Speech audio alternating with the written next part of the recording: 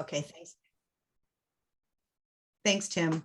All right, I'd like to welcome everybody today to a discussion of Edward Westermann's new and provocative book, Drunk on Genocide, Alcohol and Mass Murder in Nazi Germany, published this year by Cornell University Press. For those of you who do not know me, my name is Hilary Earl, and I will be moderating the discussion today. I am a professor of modern European history and comparative genocide studies.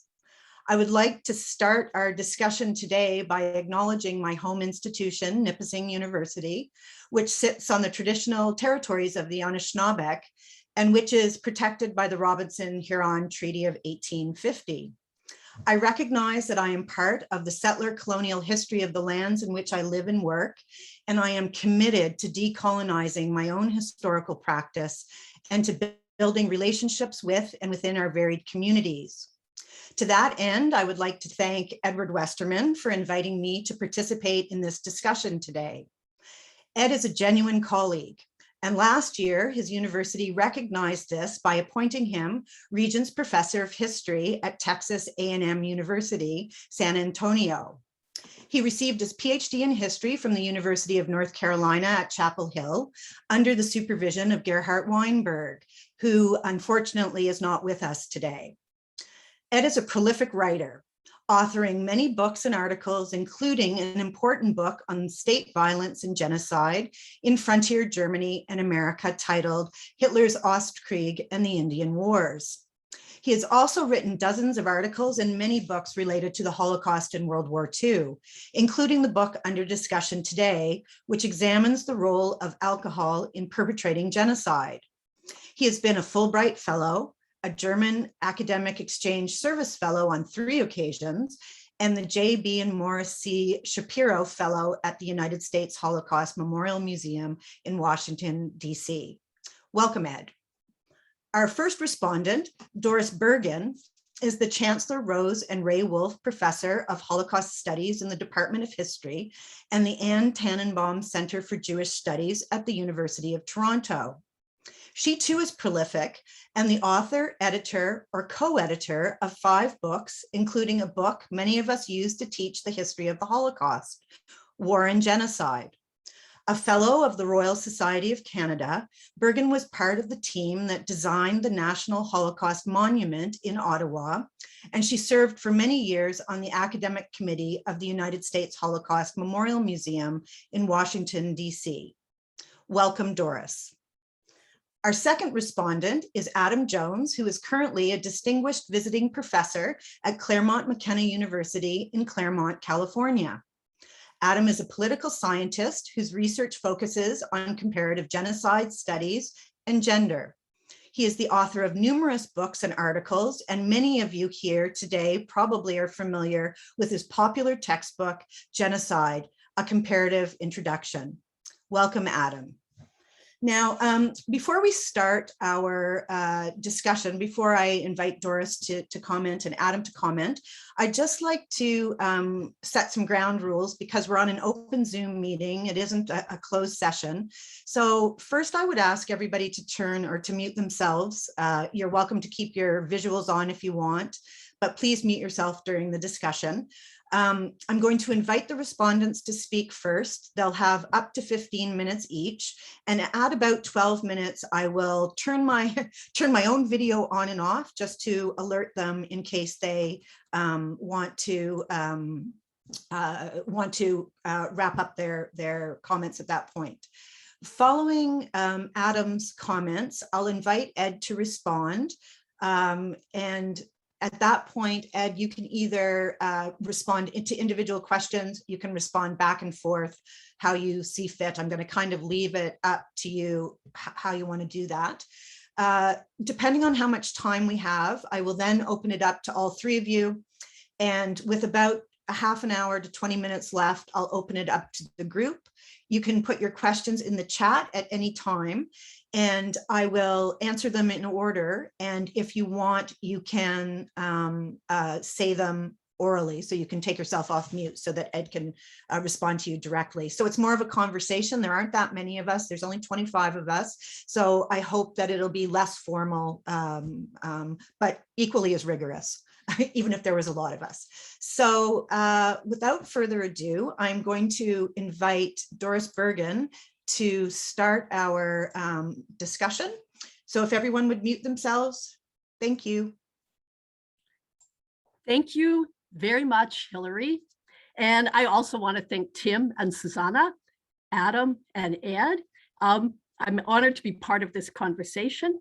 And I want to add a special word of thanks to Therese Nakarato, who's here to help me out with my presentation. So in the discussion of Ed's wonderful new book, Drunk on Genocide, I want to focus for my part on these 4 themes. I just list them: the responsibility to look, the Holocaust and the war, sexuality in the mainstream, and the role of religion, actually Judaism and Christianity, in this book. So Ed opens the book by raising an issue that I think many of us, maybe all of us here, have encountered, which is the challenges of working with this material. And can I just ask Therese to read this quote for us? Researching the Holocaust is a dark journey at the best of times. However, the intersection of alcohol, masculinity, and atrocity reveals some of the most horrific manifestations of human behavior and violence that one can imagine. And these actions will be difficult for many to read. Still, I believe that this is an important topic that has much to reveal, not only about the events of the Shoah, but also about other cases of mass atrocity and genocide. Thank you. Now, Ed is absolutely right about both parts of this statement, both the difficulty of the material, the content in this book. I think this is a kind of content warning. It's sickening, I could say that word, and nauseating to read much of this material. And he's also right that it reveals a lot about the events of the Shoah and other cases. Ed returns to this theme of the responsibility to look in the conclusion, where he quotes from the Soviet Jewish writer Vasily Grossman, quote, "It is the writer's duty to tell the terrible truth, and it's a reader's civic duty to learn this truth. To close one's eyes and walk past is a violation to the memory of those who perished." I use that quote in classes as well. And I think it's really important both to remember the scholarly importance, the first quote, and the moral and ethical importance. But Ed's book also raises another issue about the responsibility to look, and that's the danger of reproducing with our looking the violence of the performative acts themselves. Ed is very conscious of this because the issue of performative violence is central to the book. And I put here the cover of Liane Fuji's book, Showtime, because she did a great deal to analyze precisely the way the perpetrators themselves use violent display. So the responsibility to look is also challenging because it's important not to reproduce the violence itself. And I do think that Ed has been quite successful in finding that tone. Looking, I think, is important for another reason, because the acts of extreme violence described in this book are not something sealed away in another time and place or under a label called genocide. They're lived reality for many people in our world. And let me just tell you one example. Some years ago, I gave a talk at University of Wisconsin, Stevens Point, on sexual violence in the Holocaust. And one of the texts that I discussed was a passage from Heinz Hager's book, Men with a Pink Triangle. I think, Ed, it comes up in your book as well. A graphic description where a group of drunk SS men torture, sexually abuse, and murder a man accused of homosexuality. During my talk, in the front row of the audience was sitting a US soldier in army fatigues. He'd come straight from the base, scowling at me through the whole talk. At the end, he came up to talk to me. I braced myself for what was coming, but what he said to me was, "Thank you for bringing this topic into the open. Assaults like this, homophobic violence, I see it all the time." The second theme I want to turn to is the Holocaust and the war. Now, Ed Westermann and I have something really important in common, which is that we both have the same PhD advisor, Gerhard Weinberg. And I suspect that Ed too got the advice when he began working on the Holocaust that I received, which is don't separate the Holocaust and the war. Ed's book models, I think, a really important aspect of integrating these topics.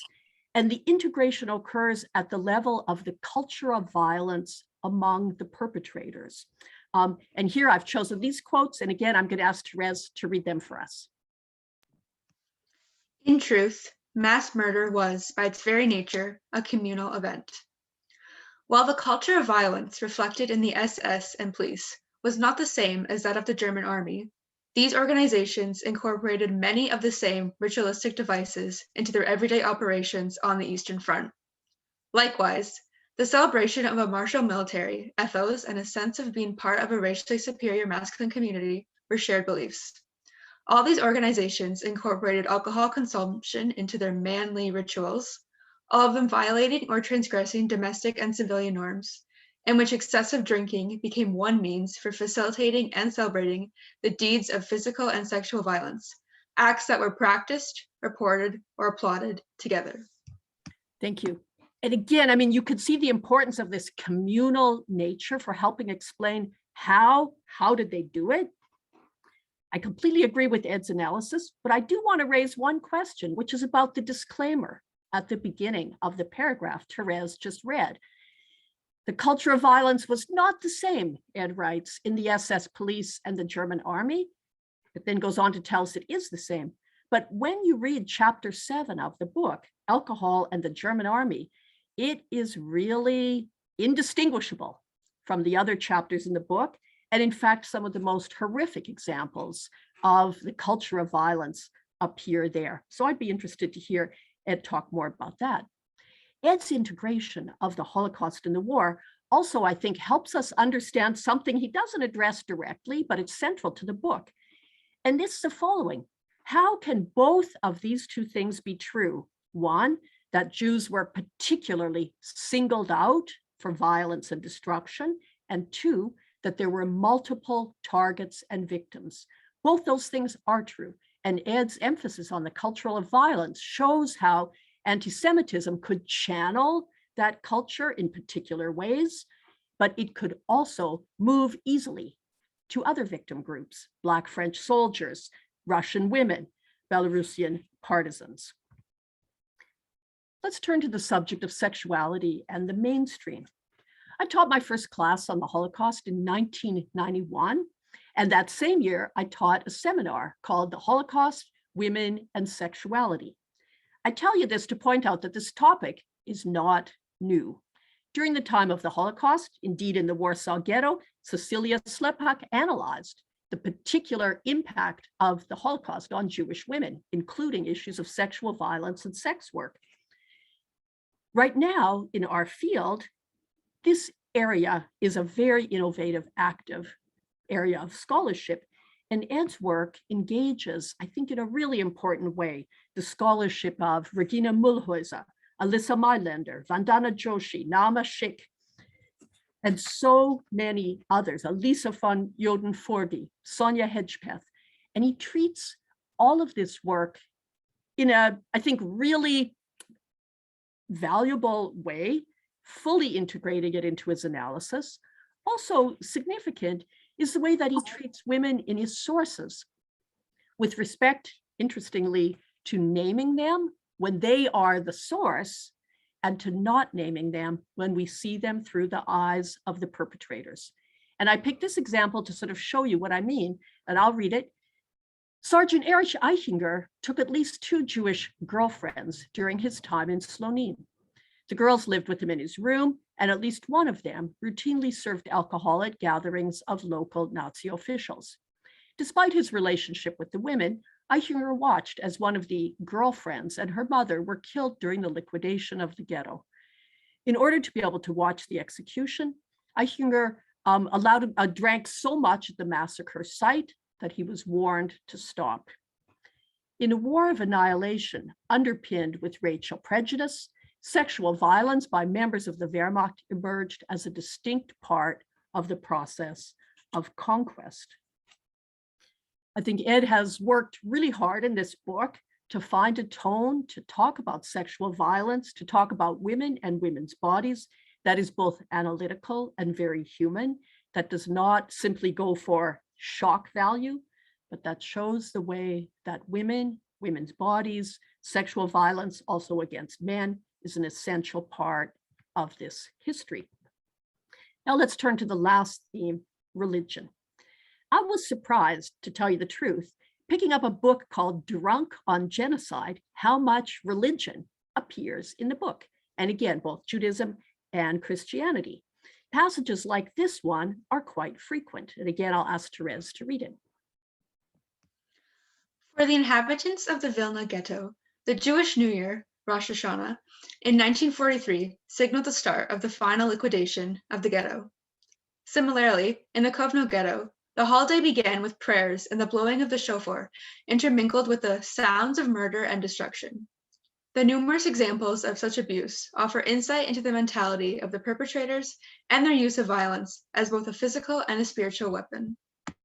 Thank you. Now, Ed emphasizes, and again, I think such an important point, the use of violence as both a physical and spiritual weapon. And these passages about attacks on Jewish holidays in particular, illustrate that point in a powerful way. I think they also illustrate another point, again, that Ed doesn't spell out, but that is present in the book. And that is the way that Jewish life continued up until the very end. In other words, with a passage like this, you see the way that Jews in the Vilna ghetto, in the Kovno ghetto, asserted their existence as a community, as part of a tradition for as long as they possibly could. And I thought about the way Ed dedicates the book to 5 friends who are Holocaust survivors. He names them. And in that light, these passages appear as a kind of tribute. Now, Christianity also appears in a number of interesting places, and maybe the most intriguing one is this particular passage. And Therese, if you'll read it, please. In his memoir, Misha also noted that many of the executions continued into Sunday morning, with some of the killers moving from the mass graves to participate in Christian religious services. In this case, the ritual of mass murder was followed and celebrated, and religious rite, during which the participants approached the altar to receive the body and blood of Christ in the form of a wafer and chalice of wine. Whether from a chalice or a bottle in the hand, at least for these men, alcohol proved a key element in the ritual profession of faith and in mass murder.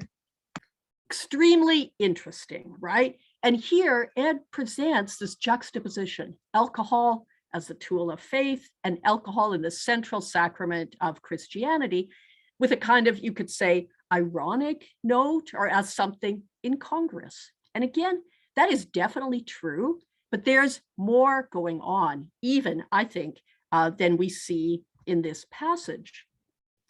I'm doing a project on the Wehrmacht chaplains. And so, of course, my antenna are always out for mentions of Christianity in the midst of the Holocaust.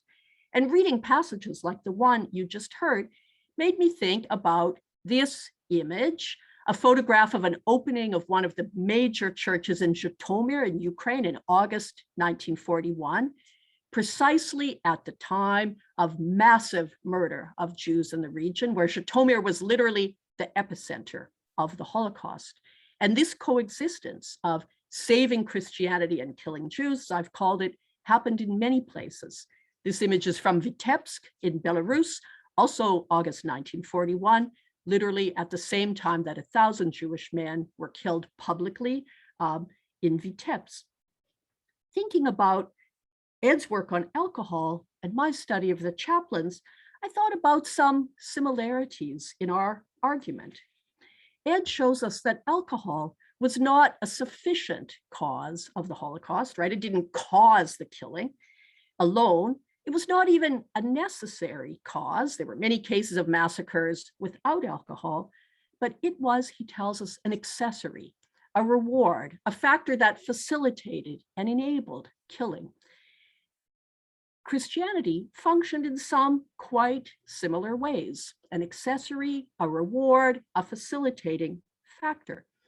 And thinking about these two things together led me to think of what I call genocidal culture, systems of destruction that offer their members, their participants, an array of tools, motives, justifications, rewards that can be material, emotional, physical.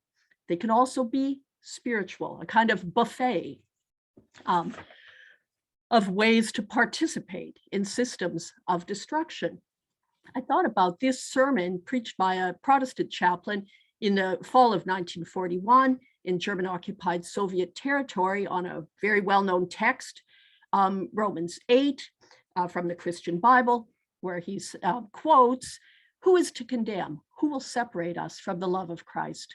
As it is written, for your sake we are being killed all day long," and so on. This passage, if you read it and think about it, you have to ask, what would the men who were listening have heard? Drunk on Genocide is a terrifying book, but it's also an immensely important book. And I'm grateful to have had this opportunity to read it and think about it. And thank you, Ed, and thank you all for being here. Thank you, Doris. All right, let's give Adam now an opportunity. And Adam, you can set up your PowerPoint. Sure. Maybe I'll just make a couple of prefatory comments and then launch the PowerPoint, if that's okay. That's great. Thanks. Yes.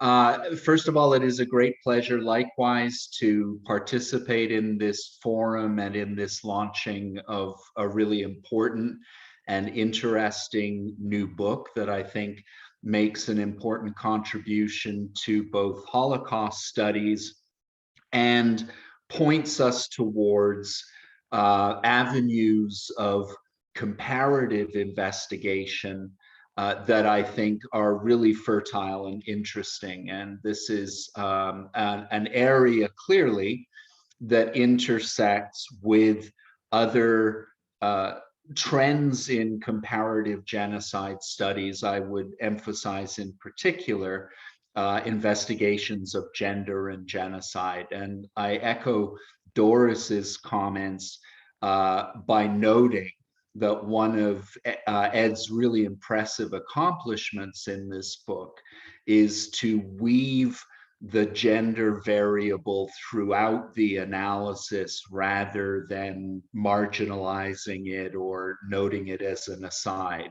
That intimate connection between alcohol and performative masculinity is, I think, a really notable contribution to the discussion. I am a comparativist, and so as when I read any really good and provocative book, I should also say at a relentless one. Doris used the word terrifying. It's been quite a while since I read a volume that provided such a relentless accumulation of detail and put you repeatedly in the middle of scenes of almost unimaginable barbarism. I think that's necessary, but I have to tell you I needed to pause a few points throughout reading it.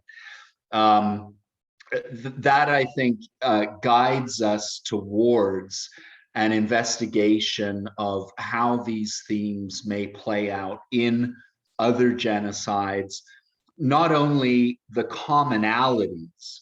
And I think if we pause and think about it, most of us would probably recognize that intoxicants of various kinds and expressions of violence are closely linked and globally linked in many respects.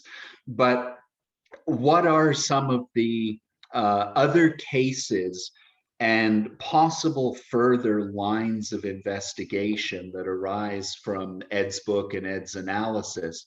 And at this point, I will just try to get up on the screen the first of my slides. Let's hope that is viewable. There we go. I'm going to now launch the slideshow so that that comes up full screen. Is that working for everyone? great. So, whoa, don't want to go back there.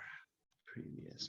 So the case with which I'm most familiar of the role of alcohol as an enabler and mobilizer of genocide and genocidaires is the now iconic case of the genocide of Tutsis in Rwanda in 1994.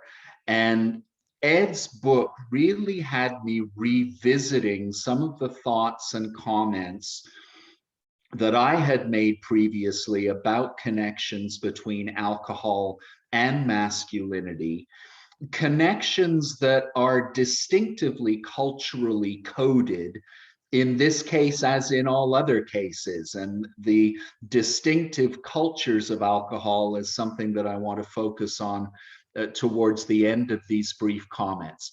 In Rwanda and in much of Great Lakes Africa and East Africa, you have a very sharp distinction between, on the one hand, relatively low alcohol, village produced beers, usually banana beer, as in Rwanda. We'll see an example of that shortly.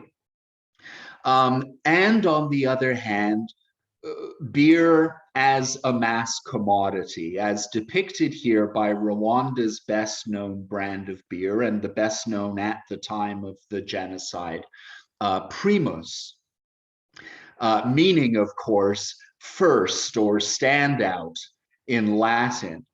And that class connotation of the name is another theme that I would like to weave throughout this discussion. Primus, of course, is a standard corporate product of alcohol. It's probably roughly 10 times as expensive to consume as a parallel quantity of village-produced banana beer. So Primus is for the primus inter pares of the society, the top elite. It is a marker of status to be able to drink bottled, mass-produced, European-style, English-labeled beer. Carries a very particular connotation in East African societies and marks you out as something pretty special.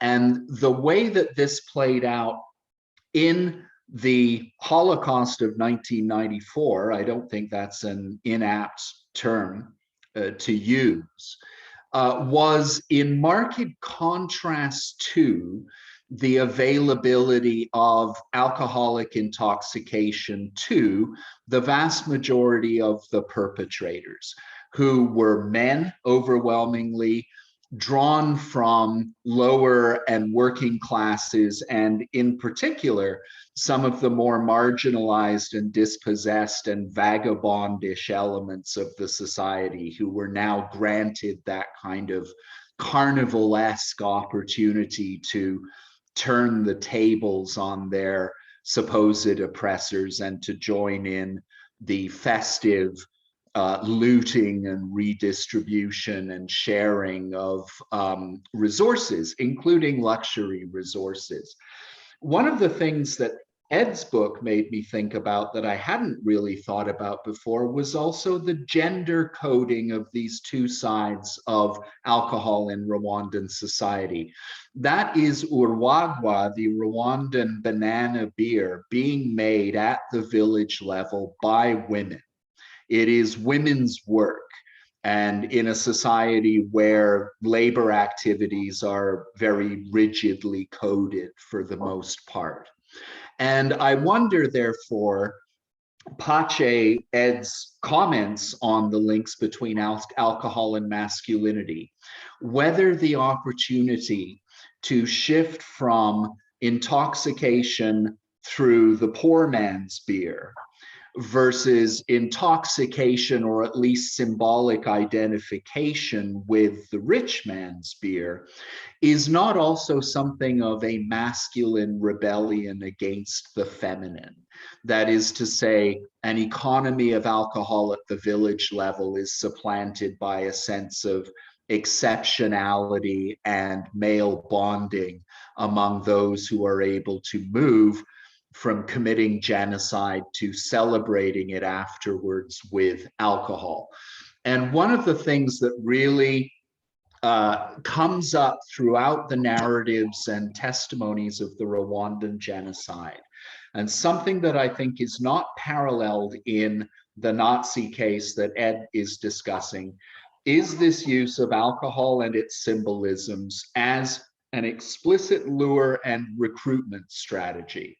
I don't think many of the killers in the Nazi Holocaust were actually lured into the enterprise by saying, let's go and kill Jews, and after that we can drink whiskey or something along those lines. It was an accessory in that sense. It was not primary in that sense.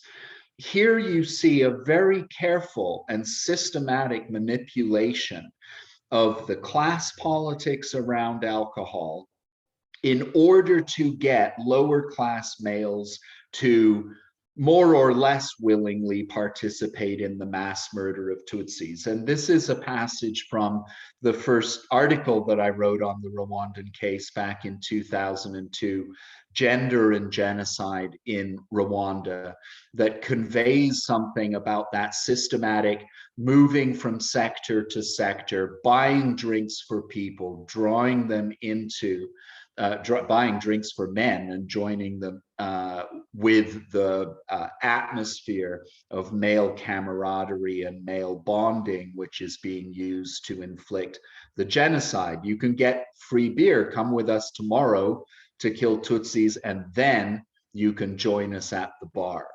And as noted here in the Human Rights Watch analysis of the genocide, this was considered such an essential underpinning of recruitment efforts and of genocidal atrocities that prefect level authorities would do what was in their power to ensure that the beer kept flowing, the good beer, the bottled beer from the Bralirwa brewery in Gisenyi.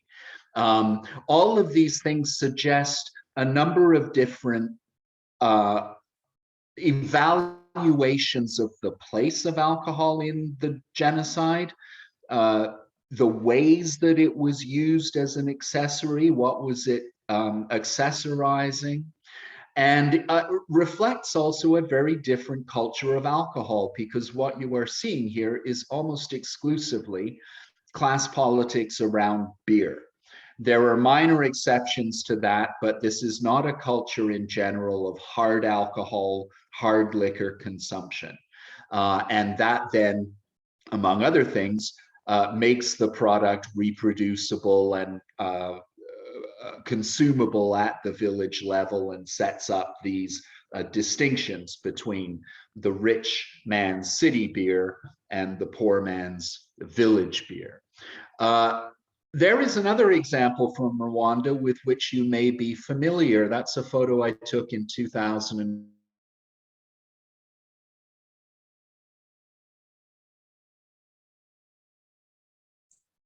Seems Adam has frozen. Is he frozen in everyone else's screen? Okay, let's just give it a minute and see if he unfreezes. Over 1,000 people Adam, on the ground. Adam, Yeah, it's yeah. Hilary.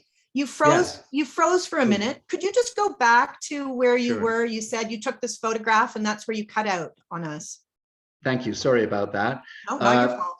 So this is the Milcolline in Kigali in Rwanda, and this is the famous Hotel Rwanda, where Paul Rusesabagina and his staff managed to protect over 1,000 refugees on the hotel grounds, as depicted in the famous film. If this hotel doesn't look like the hotel in the film, that the film was made in South Africa, but that's another story. This, of course, is also coded into the luxury consumption of alcohol for the Kigali elite. And one of Rusesabagina's regular strategies was to use alcohol as a means of protection and rescue and distraction of perpetrators. He would flatter them, he would be sly and conniving, he would be diplomatic. And note this language by the New York Times: when all else failed, would offer alcohol. That actually suggests, among other things, the difficulty of remaining provisioned as a luxury hotel with alcohol during a massive genocide. And so this was something that Druse Sabagina had to manage very carefully as the manager of the hotel. But in a nutshell, by getting potential perpetrators, actual perpetrators, drunk, he was able to distract them and put things off for another day and another until finally rescue came. Another interesting and distinctively coded strategy. I'm curious, maybe Doris is thinking of a couple of examples where Jewish communities in Europe tried to do the same, placating Nazi officials to some degree with gifts of alcohol or indulgence in alcohol. It's an interesting comparative question. Another interesting case, one starts thinking about cultures around the world where liquor plays an important role. And I think immediately of the former Yugoslavia and Bosnia. I think many of us are familiar with the way that alcohol, and in this case, hard alcohol, Slivovitz, plum brandy, 40% and higher in alcohol content, is the iconic liquor of the Bosnian genocide in the way that Primus is the iconic beer of the Rwandan genocide. And I came across, as a result of Ed's provocations in this volume, this image of a Bosnian, I think Bosnian Muslim sniper in an apartment in Sarajevo during the siege. And according to the caption, he is aiming his sniper rifle through the window at Serb snipers who are in the surrounding hills of Sarajevo. You can see the long-range sniper scope. And looking to the right of the image, what do we see? Two big bottles of Slivovitz. So you have somebody whose job is to calmly and kill people at distance, who seems to think that regular infusions of Slivovitz will steady his aim, and who is to say that he's wrong? Alcohol as a way of locking oneself into many hours of patient waiting of this kind might be another way in which this weaves its way through genocide and mobilizes both perpetrators and perhaps defenders, as this man kind of counterintuitively is. In any case, alcohol and narratives of alcohol saturate accounts of the genocides in former Yugoslavia, the preparatory drinking, the hard liquor, the use of institutionalized alcohol consumption in a concentration camp setting, and so on. I wanted to close these brief comments by revisiting or briefly putting on the table a number of issues and questions that I think could use. I feel I might have just frozen. Am I sounding okay? It's good, okay. Final insights that I think can be drawn from Ed's work, potentially applied to comparative research in the future. And Ed, I invite you to get in touch sometime, and maybe we could collaborate on a journal article around one or a related subject of this kind. One of the pleasures of preparing these comments was the opportunity to talk and coordinate with Doris before this day's events. And we had a really stimulating half-hour discussion, two kind of intense minds going at each other, which was delightful. One of the things that I think came up in that discussion, Doris, was that while Ed, towards the end of the volume, discusses alcohol not just as fuel for atrocity, but also as a salve to some degree for atrocity, coping with being conscripted into atrocity. Ed mentions this, but I think it's say that 90 or 95% of the analysis of alcohol's role in this genocide is focused on alcohol as fuel and enabler and lowerer of inhibitions and so on.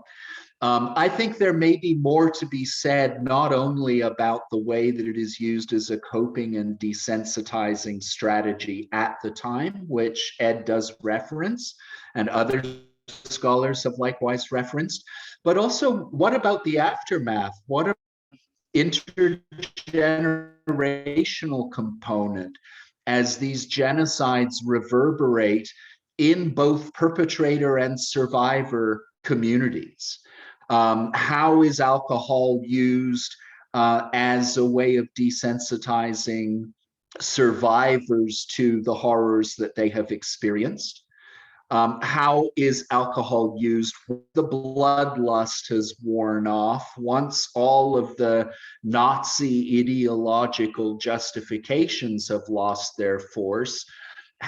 Is alcohol, and how is it used as a way to stave off reckonings with the past, to keep one's experiences private, to live with them through subsequent decades? I think that is an intriguing. I'm intrigued also by the idea of the socially leveling and indeed carnival-like character of intoxication, which is evident in so many of Ed's terrifying anecdotes and examples in this text, that I think is common to the Axis genocides, that is to say, German and Japanese during the Second World War, at least those two, is that you seem to see this phenomenon where intoxication becomes, yes, a tool of male bonding, but also a tool of male leveling, which is to say that your commander can be the most obnoxious drunken pig one night, and yet the next morning it is as though it had never happened, and you go on, his status and reputation and power are undiminished. One sees very similar dynamics in the Japanese case, not only with military drunkenness and the way that high officers and commanders would get obliterated in front of their underlings. And this is mirrored today in Japanese corporate culture, where people go ends up dancing on a table with a light shade on his head, and the next morning everyone at the office is obliged to act as though nothing ever happened and never to mention it. It is a safety valve. I think it has that carnival-like dying hierarchies and then reinforce the aftermath, and I think it could potentially lead to some useful insights. I've referenced the whole question of the class politics of alcohol in the Rwandan context, but for Ed and for the case of the Holocaust, when we read all of these accounts of conscript troops guzzling champagne, what did that mean? Was that also used as a lure to be somebody coming from the working class or the peasant ranks of conscript and suddenly to be drinking the good stuff just like the rich people? That perhaps could be an intriguing line. I've cited different alcohol cultures, comparative classification perspective. Could we distinguish lower alcohol genocides versus higher alcohol or harder alcohol genocides? Africa versus Europe and its colonies, for example. Are the dynamics different? One would not expect necessarily the same kind of gendering differences of alcohol production necessarily. Anyway, it's an useful, perhaps, open line. And lastly, what do alcohol was a factor in the Holocaust, but it wasn't a necessary or essential factor, that there were lots of massacres that took place without it being a lure or a license. In such cases, and in such cases where that is to say, alcohol is heavily regulated or banned outright, and yet you still have to perpetrate genocide from the perspective of the genocide's leaders, what are the substitutes? And I think of cases like Islamic State, the Chinese Cultural Revolution, which was very puritanical at a kind of social level. I'm not familiar with many accounts of students in the Cultural Revolution running around drunk, except the Khmer Rouge in Cambodia, likewise, extremely socially conservative and puritanical. Hard alcohol, I don't recall, likewise playing a major role in those killings. So what are the substitutes? Already mentioned fanatical ideology, I think religious ideology, but there are other means by which genocide must be mobilized and facilitated if alcohol and like stimulants are not available or are banned outright. So I will leave my comments there, and thank you very much for this opportunity. Thank you very much, Adam and Doris. So we'll just wait till Adam takes his PowerPoint down, and we'll go back to that's okay. Ed, did you catch all of Adam's last comments? He was going in and out of consciousness in mine. I don't know if that was. I think I did, Hilary. So first of all, I would like to start by thanking Susanna and Tim for the invitation to be here. But I've made the joke, I hit the Canadian trifecta with my my panel. I got a Canadian quadfecta with Teresa joining us here as well today. And I want to thank Doris, Adam, Hilary, and Teresa for being part of this. And what's really amazing to me is it's great having such distinguished commentators, because you end up finding things about your book that are great, but you didn't even know you did it. And so that really is nice. I'll use this as testimonial, but no, thank you to both of you for the thoughtfulness and the sophistication of your comments. And I'd like to go ahead and address some of the questions initially that were raised that I think are very important in looking at this, and then opening it up hopefully to questions from others in the forum. But I think, Doris, your question about is there a conflation, or could there be a conflation between a Wehrmacht culture of destruction and violence, let's say, and the SS and police culture of violence?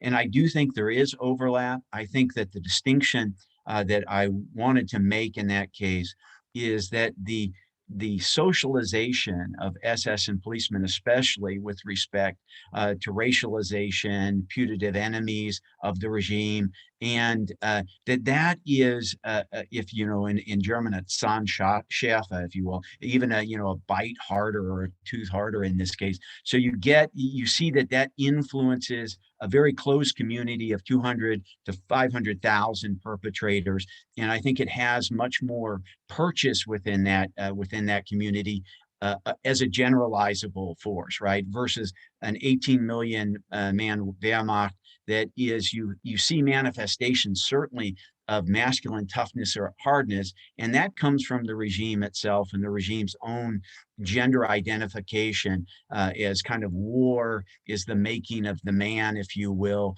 military service. And this is where the idea of militarized masculinity in a rigidly structured, genderfied society, I think, really gets to a broader group. It cuts across both of those groups. I was really glad, Doris, that you brought up that, I'm a practicing Catholic, so the scenes about the Catholic liturgy or a Christian liturgy, Orthodox or Catholic, and the participation that we see in some cases of church officials, priests, and others in either instigating violence or almost consecrating violence after the fact is a troubling, very, very troubling thing to look at. And your own work, the Twisted Cross, and others looking at that intersection, as you did today in your comments, of how religiosity or spirituality or church, maybe it's more dealing with organized religion and the way that it portrays Jews in this case, I think is an important byproduct that facilitates, in some cases, facilitates this kind of violence.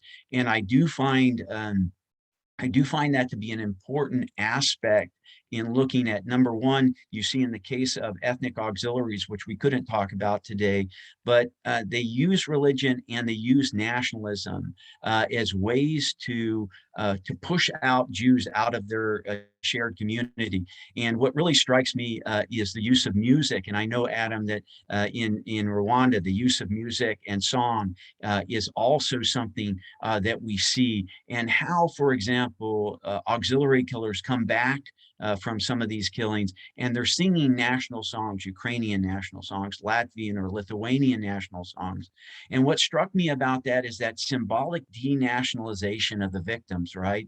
So that they're excluded from the community of us Latvians, us Lithuanians, us Ukrainians, and the murders allow that to happen, but they justify it in song and drinking and this carnivalesque kind of celebration afterwards. And that was one part of song and liturgy that is part of that. I think is an interesting intersection, if you will.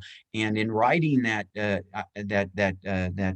portion of the book, the chalice, and going to mass or going to service, I was really conflicted on that, if I had overdrawn that discussion. But for me, I guess it was a kind of a little bit of the part of the professional and the personal that interlinked in my own kind of view of that ceremony. To Adam's points, I think as well, this idea of comparative investigation, and you've done a lot of that in this integration of how gender plays a key role. When I started this this project, gender really wasn't part of the initial project that I published on. And what became clear to me as I looked in the literature, these perceptions of masculinity, but also obviously the conflation of what it means to be a woman in these societies. For example, in the SA pubs, where women aren't allowed to drink, where they're allowed to have soft drinks or water, but only the men can use alcohol, these perceptions that a good German girl doesn't drink or smoke, and how alcohol itself becomes a gender signifier in many of these cases, was really something that started to kind of strike me. And then the other part of that was the kind of, if you will, the progression of the project was the idea of metaphorical intoxication. And I think this idea of metaphorical intoxication covers some of these other elements that we've talked about.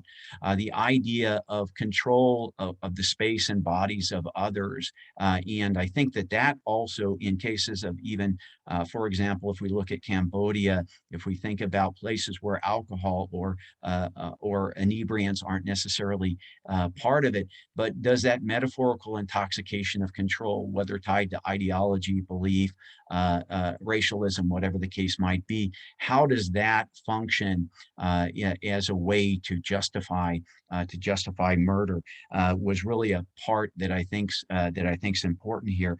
And Adam, your comment also reminds me of a key part of alcohol is culturally encoded in societies. And so I think your point about it's very important I reference Rwanda, but I do not reference Rwanda with the sophistication of your understanding of the cultural use of Rwagwa as a class-based distinction.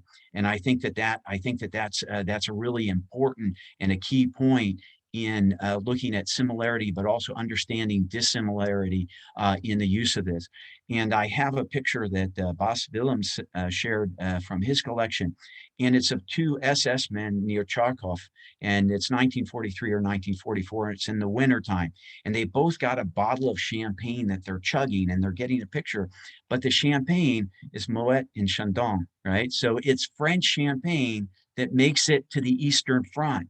And the story I talked about of thousands of bottles of French red wine arriving in the wintertime on the Eastern Front, but it's just shards of red glass, right?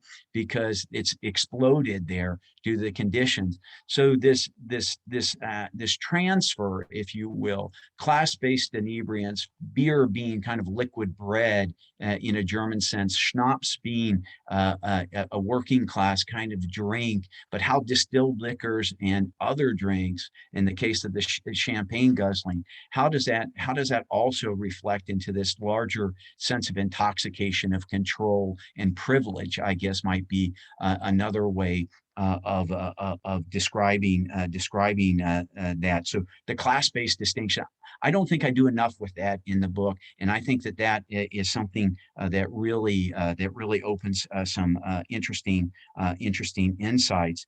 The other thing that I would talk about in coping, I think the thing I think that what I attempted to do is, in looking at the historiography that mentions alcohol with respect to the Shoah, that the dominant narrative, if it's discussed in histories, it's discussed as a coping mechanism. And many historians will use that as a kind of a one paragraph, two line, okay, this is how the occupiers of Minsk, this is how they dealt with the atrocities that they went through. And what was really clear to me in looking at the sources I was able to see was that that alcohol was used in many, many different ways. And the carnivalesque, the celebratory use of alcohol is in no way a coping mechanism. And it gets to the idea of facilitation, and facilitation in both of physical and sexual violence that you see.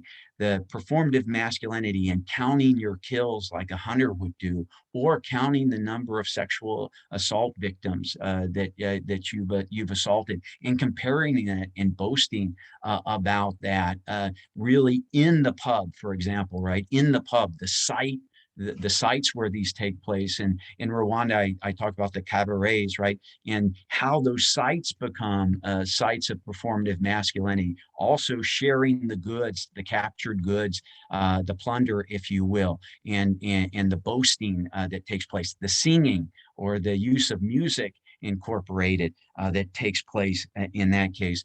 So I've downplayed, I admittedly have downplayed the coping narrative. And the reason I did that is because it's been such a dominant narrative that I wanted to go counter to that narrative. And that's in fact one of the reasons why there's a lot of detail, horrific detail. And part of the reason I thought it was important to include so many accounts in this case was because I do believe that you don't want to be accused of cherry picking and only finding certain cases that kind of support. And so I thought that this was a book, because of that dominant narrative, this was a book in which the number of cases, the detail that's associated with it, allows us to get an imperfect kind of insight into the minds of the perpetrators by what they're doing, not necessarily by what they're thinking. But these guys that come back from killings, and a Polish waitress remembers, hey, they'd come back to the restaurant, they'd be singing, they'd be drinking, and they're doing chariot races around the room, having their comrades push themselves in chairs around the room. I can't know what they're thinking at the time, but that type of activity that happens repeatedly, that she witnesses, and then the fact that they become sexually aggressive with her, this idea, right, that we start to see manifestations of a perpetrator mindset that otherwise we often aren't able to get to. And a final comment before opening it up to other questions.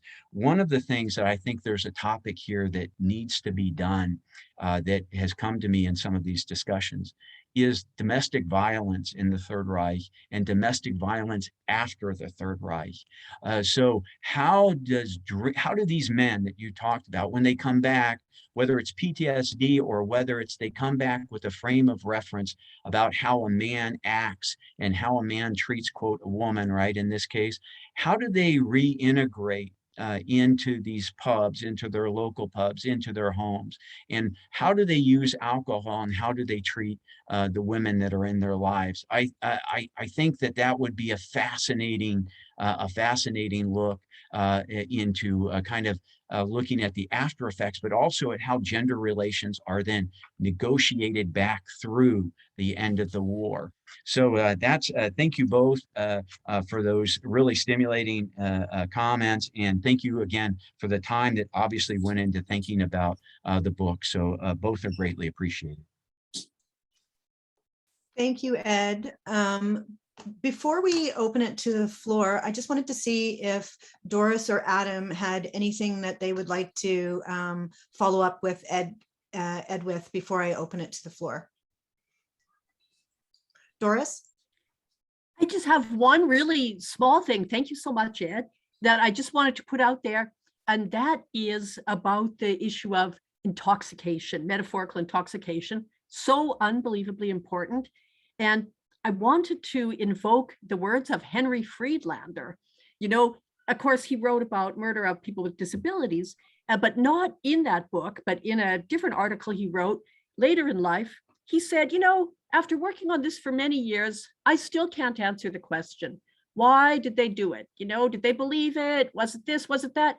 He said, the only thing I come back to over and over again is the drug of absolute power over other people. And I thought about that so much while reading your book, that quote from Henry Friedlander of saying, like, the drug of absolute power over other people, like the metaphorical intoxication. So thank you so much for emphasizing that. Thank you, I'll just Doris. say that I really appreciate your comments, Ed, and echo much of what Doris said. I have nothing further to add. Thank you both. Okay, so what we're going to do now is we've got a couple of questions in the chat. So if anyone else wants to add questions to the chat, please do. Or you can just simply raise your hand and I'll call on you. The first question comes from Todd Schroer. And Todd, I don't know if you want to ask the question directly to Ed. I'm happy for you to unmute and do so if you wish. Sure. Basically, I've studied how deviant groups basically try to present themselves as acceptable in society, try to convince people that they're not deviant. And I was just kind of wondering, like, how much of the alcohol consumption actually caused or helped the Holocaust occur and genocides occur versus after the fact rationalizations for why they engaged in those behaviors as like one of the types of excuse that they would use.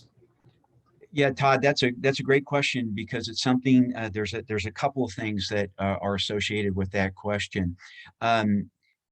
If individuals were involved, let's say physical violence or sexual violence in the East, and they're brought up on charges if a commander chose to do that, and that was the commander's prerogative in these cases.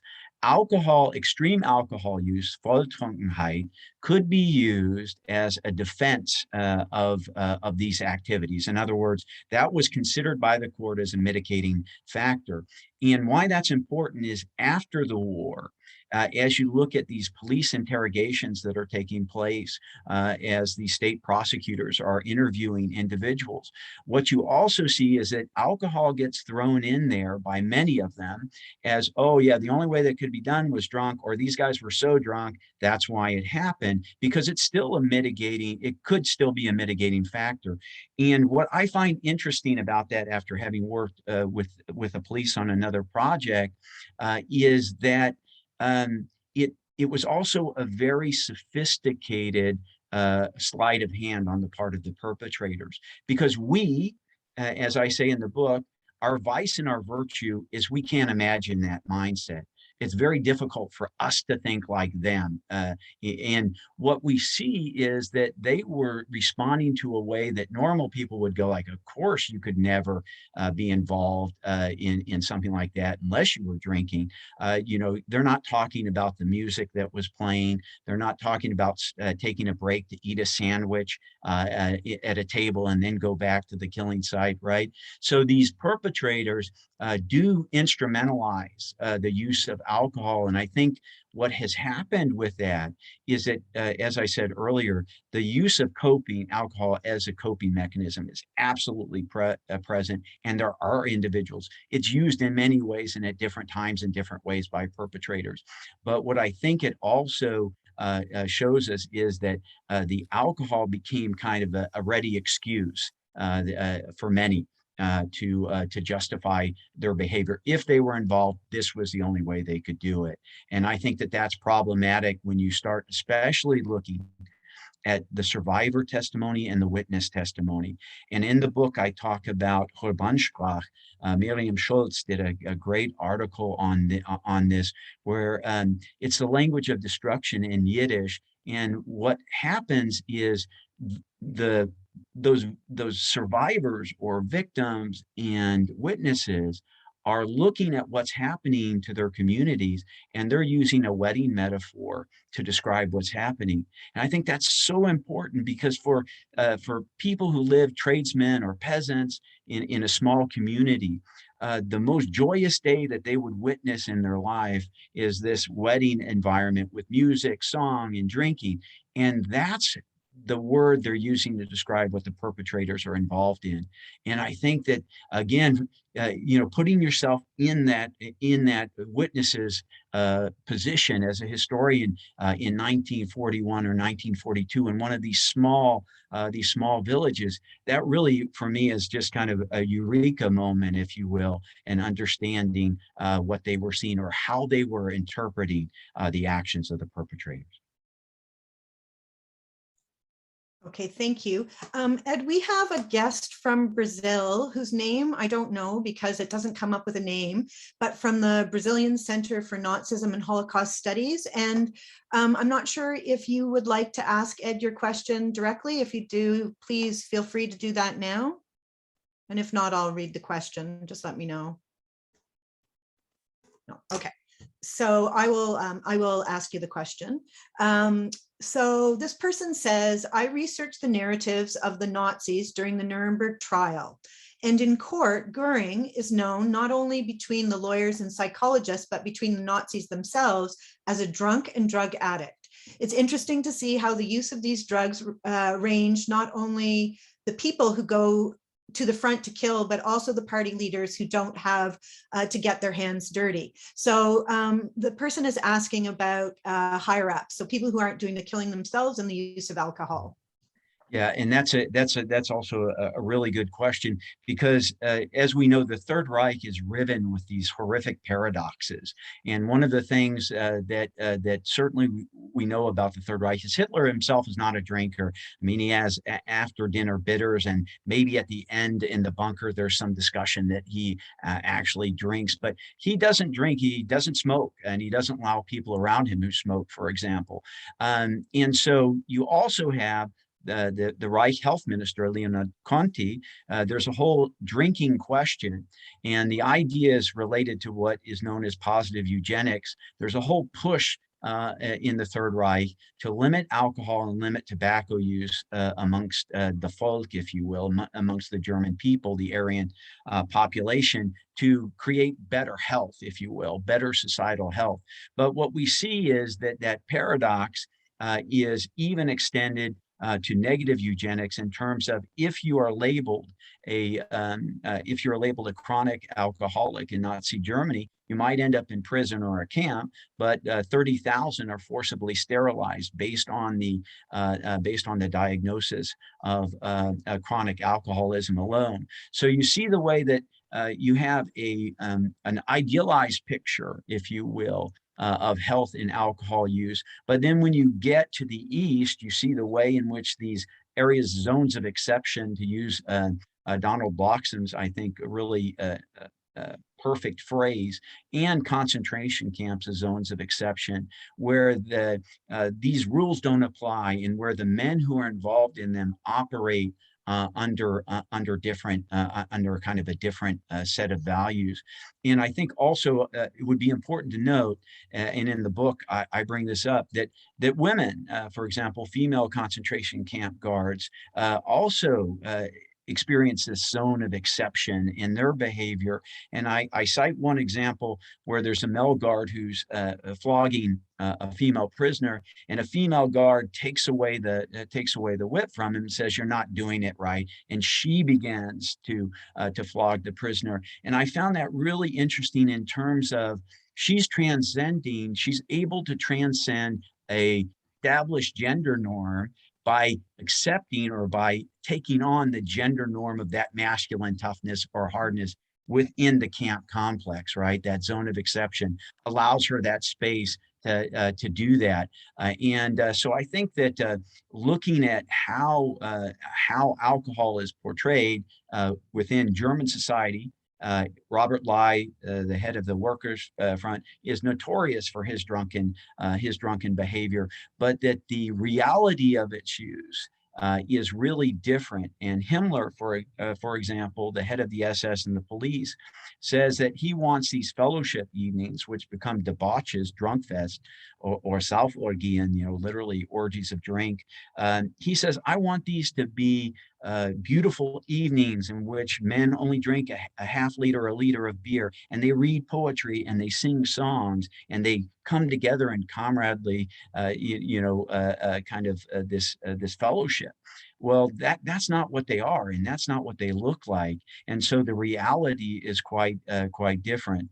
And the last part of that I would say is, many of you might be familiar with Norman Ohler's Blitzed, his looking at Pervitin, Panzerschokolade, or methamphetamine.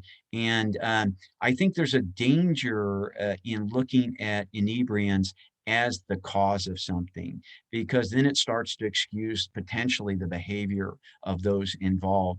And that's why I wanted to be, in this case, my daughter wanted me to call the book Buzzed, but she got overruled on that one.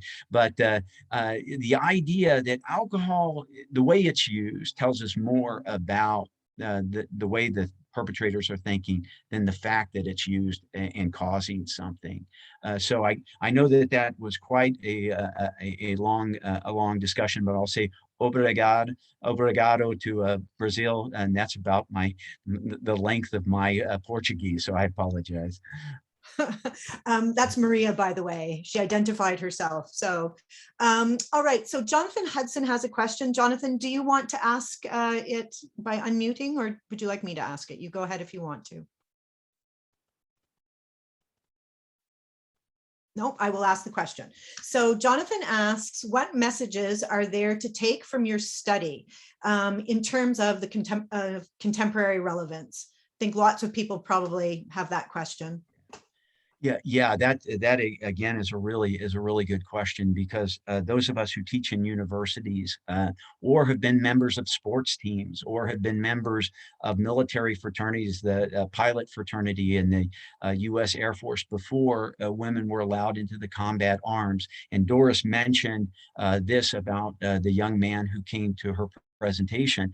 You see manifestations of this type of masculinity, drinking culture, being able to drink more than the other guy and not show the effects, to still be able to play a game of pool or a game of crud, which is a modified pool involving tackling and physicality, which raises all kinds of other issues about masculinity. We see fraternity culture, for example, and Peggy Sanday Reeves has done some really great work on that, and how drinking and violence, both physical or sexual violence, is used as a method for group bonding amongst perpetrators. I think that it's important to understand we have the flip side of the social camaraderie and celebrating an anniversary or a promotion with alcohol use, and the way it can be used in other forums to celebrate the participants, but also in what would be in contemporary terms kind of a toxic masculinity that would be evolved out of alcohol use. And I think that's all that gets us to a cultural context, but it also gets us to a context of the types of teams and how they view themselves and how they view physicality, but also how they view the nature of relations with other genders or other sexuality, and how that cannot just be women, right? That can be male rape. That can be, as we heard about, right? That can be transgression and acts of violence against both men and women, the way it's used. So I think that one of the things about looking at this topic, one of the areas that I was able to really draw upon that I think is very important, and I know Adam does this in his work, is social sciences. As a historian, as a younger historian, I certainly was not as cognizant of the value of social sciences. And I think Chris Browning's book, Ordinary Men, by bringing in the social sciences to that discussion, really opened the door for a lot of historians of the Holocaust and others to think about social science. And Jim Waller, of course, and Harald Welze. There are other names we could talk about, but that I think it really gave me an insight into things like gang culture and violence and alcohol use, things like the locations of drinking. Many Australian studies that look at pubs or offsites as how those locations, those sites themselves, are masculine encoded, and how alcohol works in there. So I think that that's a really important reminder for historians to think, hopefully in a sophisticated manner, how those other disciplines can inform the way that we see events. Thank you. The next question, Ed, comes from Marie Patty. Marie, do you want to ask the question, or would you like me to read it? If you want to ask it, unmute yourself. Oh, this seems to be a trend. So Ed, I will read it to you. Since many of these issues, drinking violence and rape, domestic violence, which you already raised, performative masculinity, etc., are prevalent in the military even now, how do you separate what is correlated to genocide and what is a result of military mentality, or is it even something that can be separated? Yeah, and Marie, and if I'm correct, I think I saw you give a presentation on the Einsatzgruppen, but I may be incorrect, but which I found fascinating, by the way. But your question is a good one, and disassociating motivations. When I did my work with the police, I talked about ideology as being important, but for me, the organizational structure of the SS and the police really was a framing. It framed the way that ideology was used, and the role of leadership is key in kind of setting organizational standards and goals. And it doesn't mean it's hegemonic, but it does mean that it creates allowable parameters of behavior. And what that doesn't mean is that everybody in that organization has to gravitate towards the extremes, but it allows for everyone in the organization, if they choose to do so, to gravitate towards the extremes. In some cases, be rewarded for that. And I think in the case of military culture that you're bringing up, and obviously Isabel Hull looked at this with respect to the German army, that there is Uta Frevert has done some really good work on this as well, and I talk about her work in the book as well. That military culture can be a perverted culture itself. It can create the in-group and the out-group. Thomas Kuhne has a lot of really good work about masculinity in this way, and framing camaraderie. And so in militaries that are predominantly male, I think that what one can see is manifestations of that kind of mentality, which we see on, for example, on rugby teams. There's other things I could bring up. And I think that that's kind of an important insight to how socializing men to be able to perform in combat together is very important.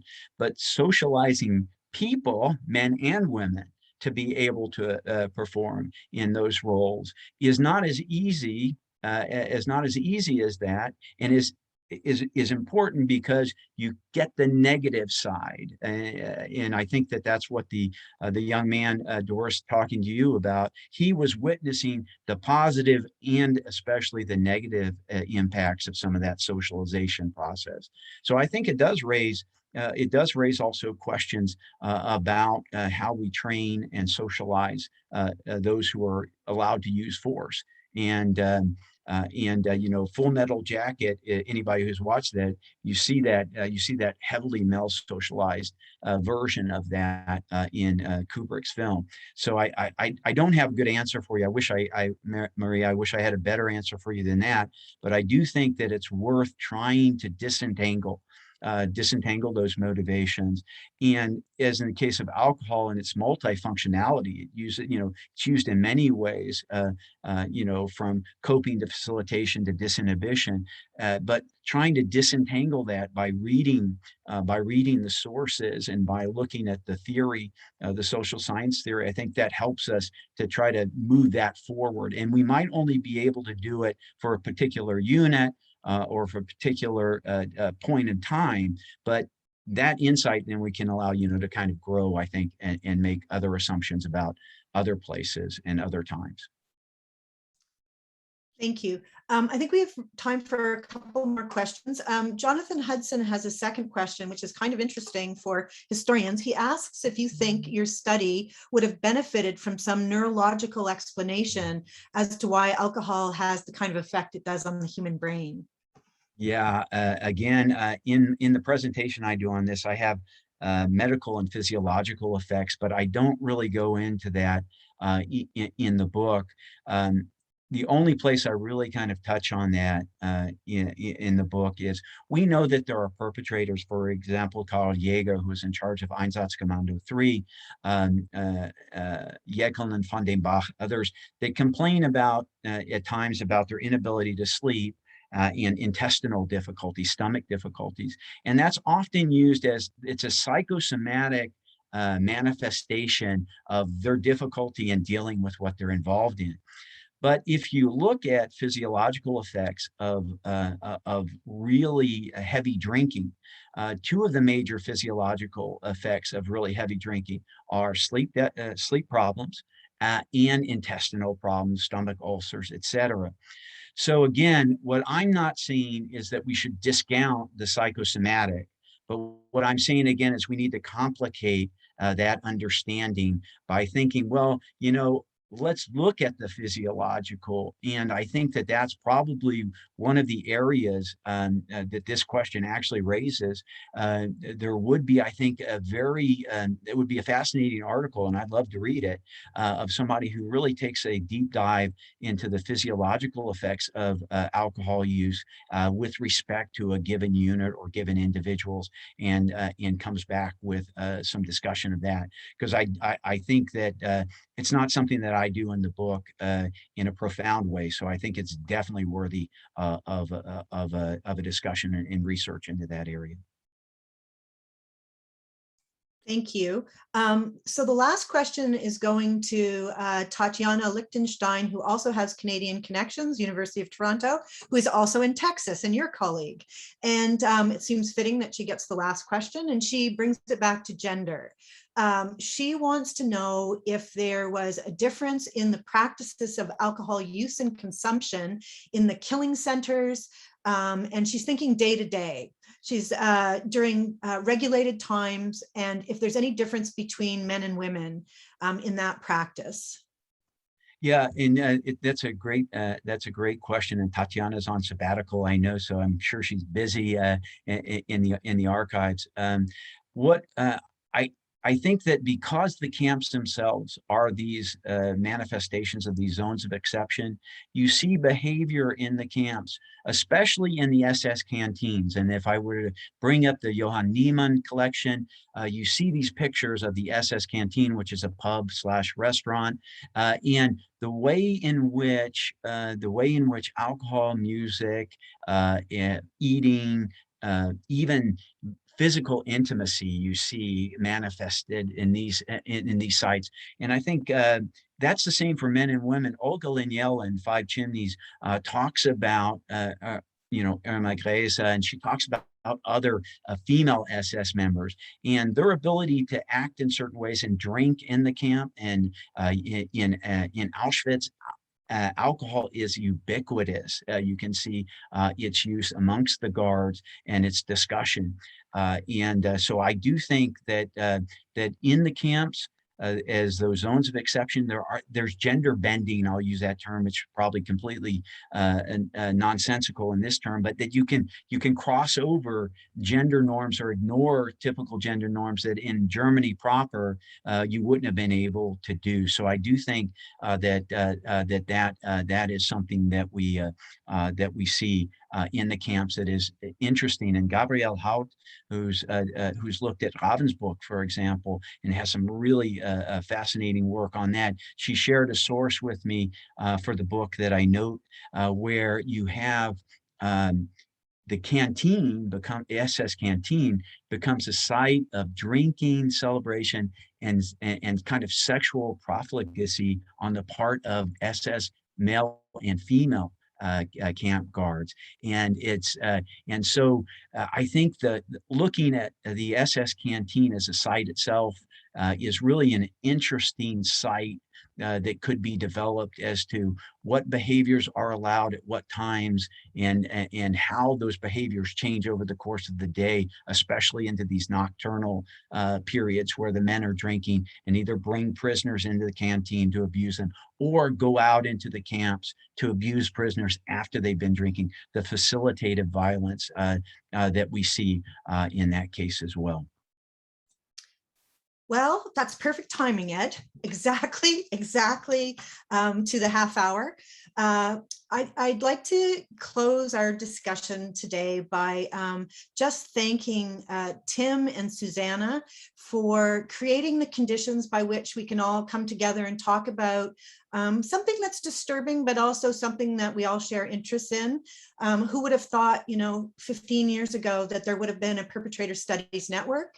But I really commend you for being instrumental in developing that organization and allowing us to come together today. And I want to thank our respondents, Adam Jones and Doris Bergen, for their very insightful, thoughtful, provocative questions. And I also want to thank Ed for, again, coming up with an incredible idea and executing it. And really, it is such important work, not just for history, not just for historians, but it has, I think, lingering resonance as people are, asking questions about how it relates to today and how our culture of alcohol today impacts our own behavior and how we use that in so many different ways. So thank you for, again, as I said, having great ideas. And I can't wait to read your book on domestic violence in the Third Reich. I've got to write an article with Adam first. Okay. Then the domestic violence book will come out. So thank you all for coming today, for sharing your interests and asking great questions. So thanks. And Tim, I don't know if you want us to stay on the line after just to say anything, or if we're just going to sign off. As you like. Just thank you so much for such a wonderful event from our side as well. It was fascinating, really was. Thank you to all of you. Yeah, thank you so much. This was wonderful and extremely interesting. I'm so glad we have the recording.